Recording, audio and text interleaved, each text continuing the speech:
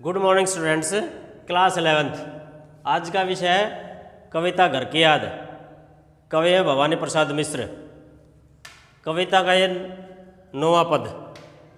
पाँव जो पीछे हटाता, कोख को मेरी लजाता, इस तरह हो न कच्चे, रो पड़ेंगे और बच्चे। पिताजी ने कहा होगा, हाय कितना सा होगा, कहा मैं रोता कहाँ हूँ, धीर में खोता कहाँ हूँ। प्रसंग है प्रस्तुत पद्यांश हमारी पाठ्य पुस्तक हिंदी में संकलित घर की याद नामक कविता से लिया गया है, जिसके कवि भवानी प्रसाद मिश्र। कविता में कारावास में बंद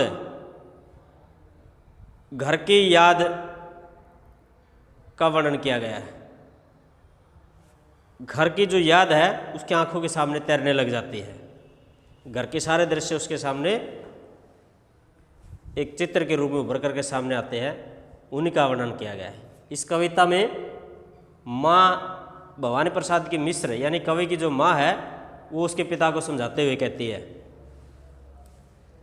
उसको धीरज रखने के लिए कहती है, पाँव जो पीछे हटाता कोख को मेरे ले जाता।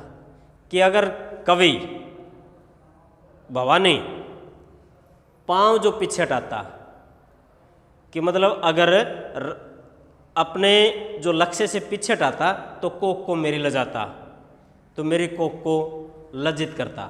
लेकिन भवानी प्रसाद ने ऐसा नहीं किया।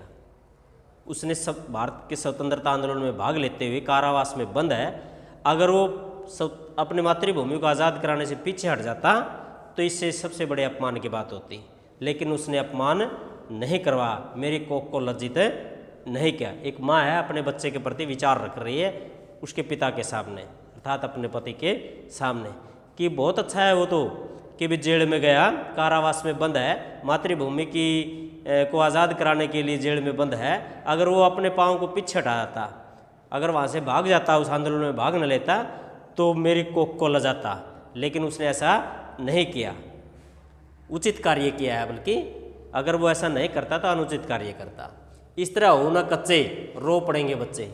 माँ अपने पति को समझाते हुए, भवानी प्रसाद के पिता को समझाते हुए कि आप इस तरह कच्चे न पड़े, कि अपने धैर्य को मत खो, धीरज मत खो, वरना रो पड़ेंगे और बच्चे। जो घर के जो सदस्य हैं वो रो पड़ेंगे।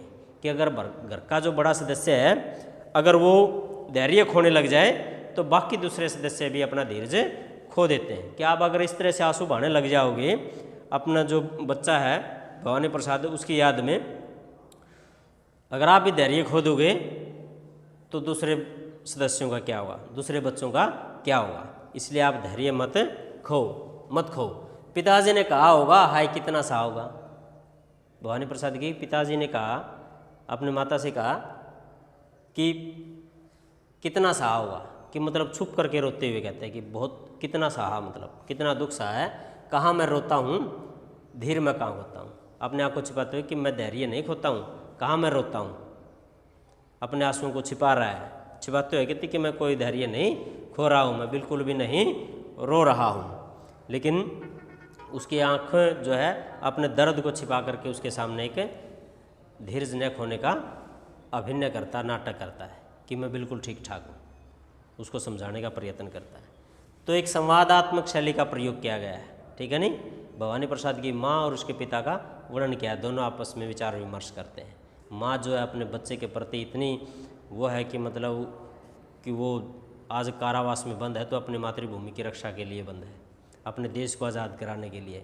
अगर वो इस आंदोलन से पीछे पाँव हटाता तो मेरी कोख को लजाता। संवादात्मक शैली का प्रयोग किया गया, खड़ी बोली सरल और सहज भाषा का प्रयोग किया गया है।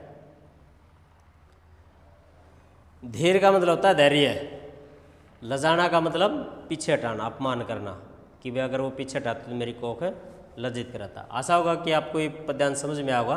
फिर भी अगर कोई समस्या तो जरूर बताएं, आपकी समस्या का समाधान कर दिया जाएगा। धन्यवाद।